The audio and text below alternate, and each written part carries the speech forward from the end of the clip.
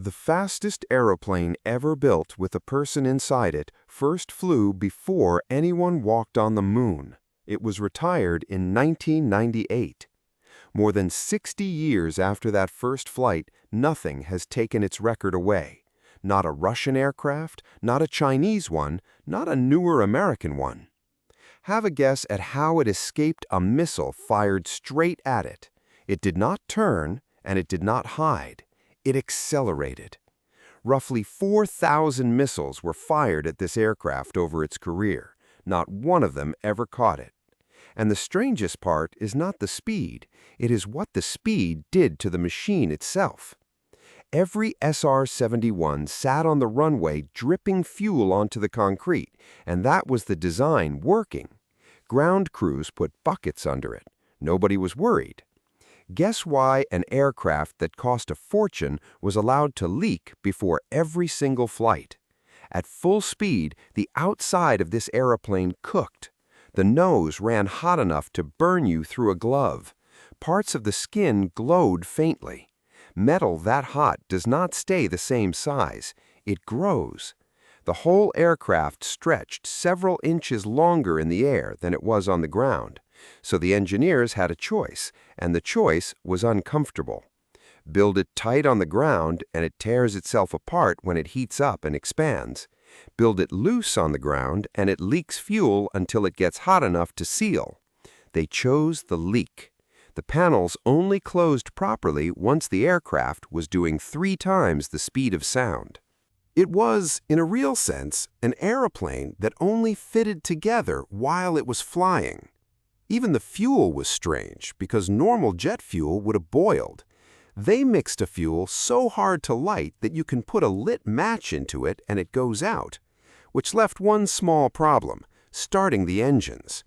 They injected a separate chemical that catches fire the instant it touches air. That is why old footage of a Blackbird starting shows a green flash out of the engine. Now here is the part that sounds made up and is not. Aluminum melts at these temperatures, so the aircraft had to be built mostly from titanium. In the early 1960s, America did not have much titanium ore of that quality. Guess which country had the largest supply on Earth? The Soviet Union, the exact country this aircraft was being built to fly over and photograph. So the CIA set up companies that looked like ordinary buyers in countries nobody would question. Those companies bought Soviet titanium quietly for years. The Soviet Union sold the metal for the airplane that would spend 2 decades watching it. Nobody on the selling side knew. Nobody on the buying side was allowed to say. Every other aircraft of that era had a plan for what to do when a missile came at it. Turn hard, drop flares, get low, break the radar lock. The Blackbird had none of that because none of it was needed. Its plan was written down in the manual, and the plan was one sentence: accelerate and climb. A missile has a fixed amount of energy, and it burns it all in the first few seconds. After that, it is a heavy tube coasting on whatever speed it has left. The Blackbird was still under power, still climbing, and still getting faster. By the time the missile arrived where the aircraft had been, the aircraft was minutes away. 32 of them were built. 12 were lost. Every single loss was an accident. Not one was ever brought down by anybody. A few years later, America built something that solved the opposite problem. Instead of being too fast to catch, it was too quiet to find. And the idea behind it did not come from an American laboratory. It came from a paper written by a Soviet mathematician in Moscow. He worked out how radar waves bounce off the edges of a shape, and he published it openly. Guess what his own government did with it? Nothing.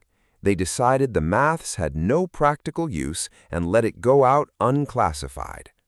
An American translation office picked it up years later and passed it around.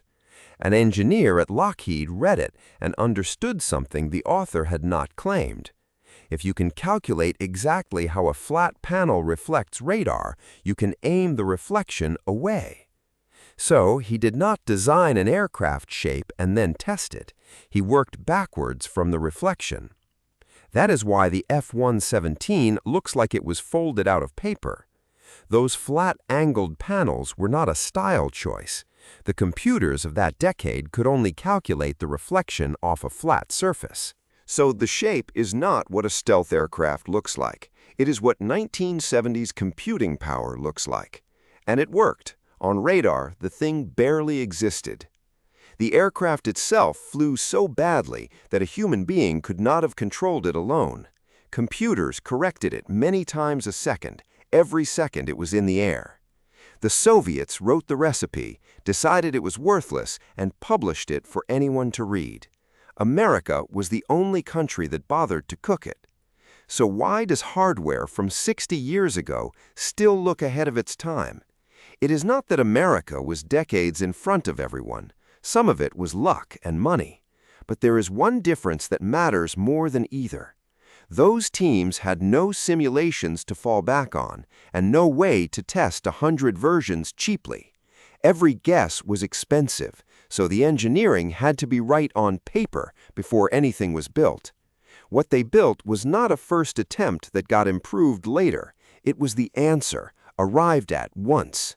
And the record has stood for 50 years for a reason nobody expected. It is not that the speed cannot be beaten. It is that the job went to satellites and to drones.